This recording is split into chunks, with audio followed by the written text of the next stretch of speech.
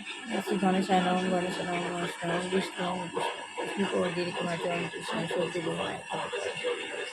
ওম আবাহন জানাবি ন জানাবি সূর্যন অভিষেচন ন জানি ক্ষমতা অখণ্ড মোল্লা কারণ ব্যাপ্তি শিশির ওম আয় শ্রী শ্রী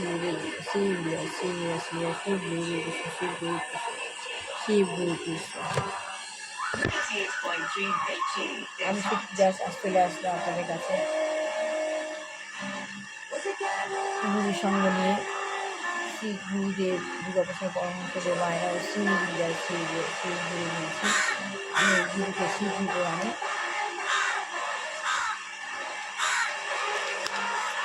শ্বেত পদার সঙ্গে চেতনা ধর্ম ও মা সংস্কৃতিলাম মা সংস্কৃতিলাম মা সংস্কৃতিলাম মা ও আবরণ জানাবি ন জানাবি পূজারা বিসর্জন অখণ্ড মঙ্গলা কারণ ব্যাখ্যান জয়সন তৎপরে মিশন তৎসৃষ্টি ওম হরিষ্ঠ গুরু গুরু চরণ তৎসৃষ্টি গুরু শ্রী শ্রী লক্ষ্মীদেব পায় লক্ষ্মীদেব পায় না ওম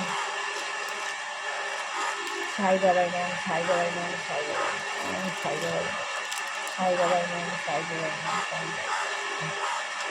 শিব গুরু গুরু শিব এটাই শিব এটাই গুরু শ্রী শ্রী গুরু শ্রী শ্রী গুরু শ্রী গুরু গুরু পায় না আবরণ জানাবি না জানাবি পূজা বিষয় জানা না জানি সমস্যা অক্ষণ মন্লা কারণ আপনি তৎপরে মিশন সেই শিবে না গুরু মহাবিষ্ণু গুরু গুরু ওম রক্তম ভূজন সোনম শ্রী জগতম অধিকরণ ভবানী পদ্ম গদা ভয়া বরান মানিক্য পরিমঙ্গল রয়েছে নিয়ন্ত্রণ ওম জুম সাহা ওম জুম সাহা ওম বিষ্ণু বিষ্ণু।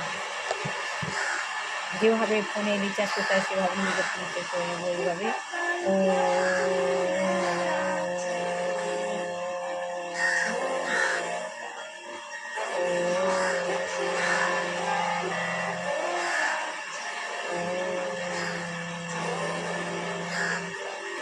আমি গীতা পড়ছি না, আত্মজ্ঞান লাভের পন্থা বইটা পড়ছি। যতদিন না শেষ হচ্ছে এই উপলক্ষে আমার বইটা পড়াও হয়ে যাচ্ছে।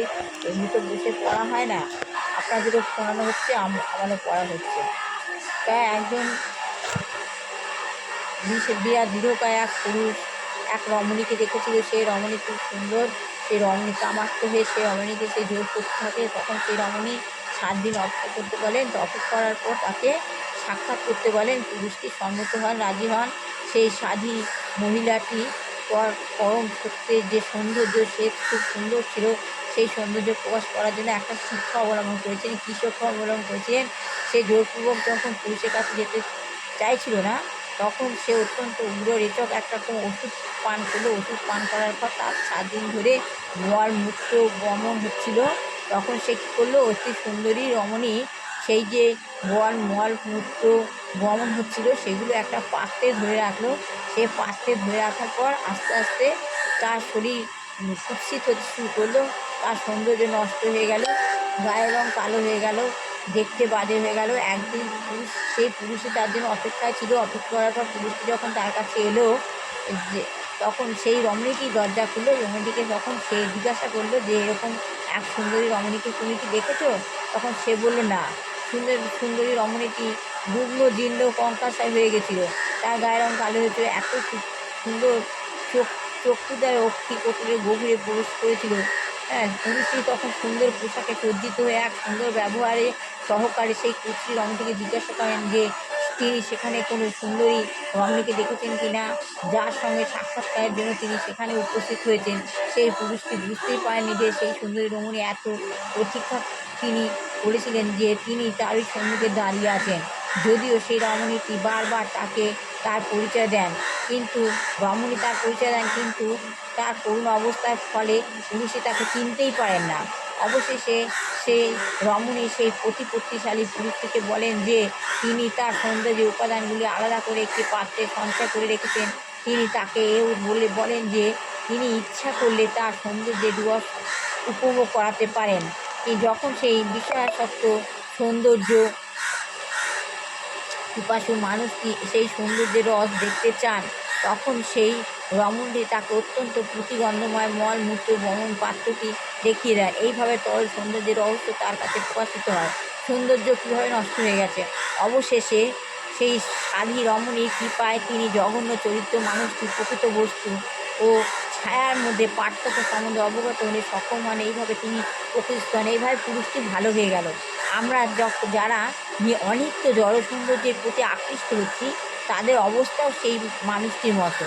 তাদের অবস্থা ঠিক সেই মানুষটির মতো। যে রমণীটি তার কথা উল্লেখ করা হয়েছে, তার একটি পূর্ণ বিকশিত সুন্দর জড় দেহ ছিল। সুন্দর ছিল, দেখতে সুন্দর ছিল, দেহ সুন্দর একটা দেহ ছিল, কিন্তু তিনি ছিলেন অনিত্য জড়বস্তু এবং মনেরও তিনি ছিলেন অনিত্য জড়বস্তু। তিনি সুন্দর ছিল, কিন্তু তিনি ছিল অনিত্য জড়বস্তু মনেরও। প্রকৃতপক্ষে তিনি ছিলেন চিৎ স্ফুলিঙ্গ এবং তার রক্ত মাংসের সৌন্দর্যের প্রতি আকৃষ্ট হয়েছিল। তার যে প্রেমিক, সেও ছিল চিৎ স্ফুলিঙ্গ।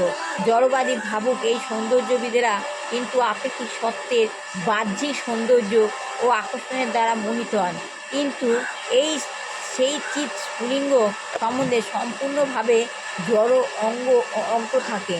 তা হচ্ছে যুগপৎ সুন্দর উভয়ই।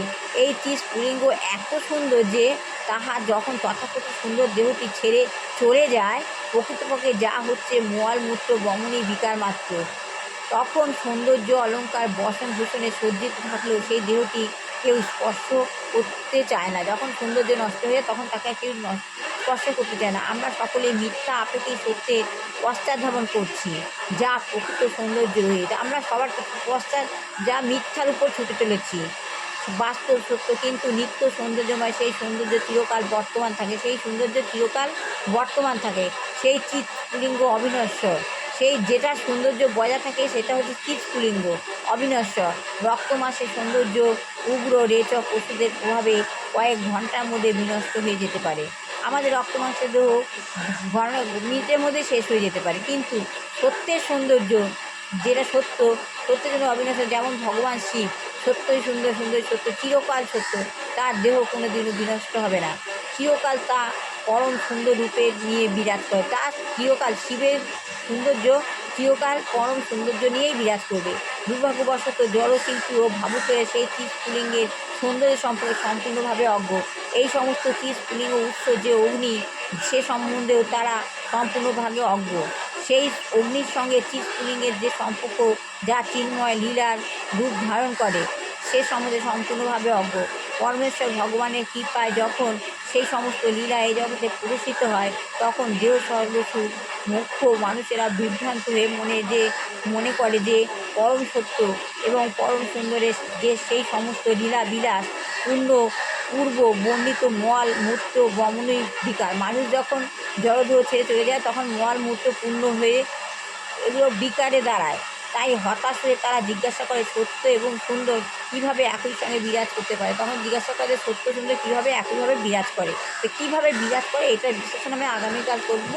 সবার ভালো হোক, কল্যাণ হোক, মঙ্গল হোক, দুঃখ বাচ্চা ভালো করে পড়াশোনা হোক, মানুষের মতো মানুষ হোক, বিবাহিত ছেলেমেয়ের বিবাহ হোক, চাকরি ছেলেমেয়ের বিবাহ হোক। যে সংসারে বউ ভালো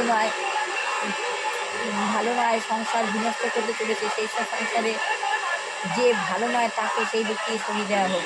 সবার ভালো হোক, কল্যাণ হোক, মঙ্গল হোক, এই বলে আমি শেষ করলাম। আগামী আত্মজ্ঞানের পন্থা বইটা আবার পড়ে শোনাবো।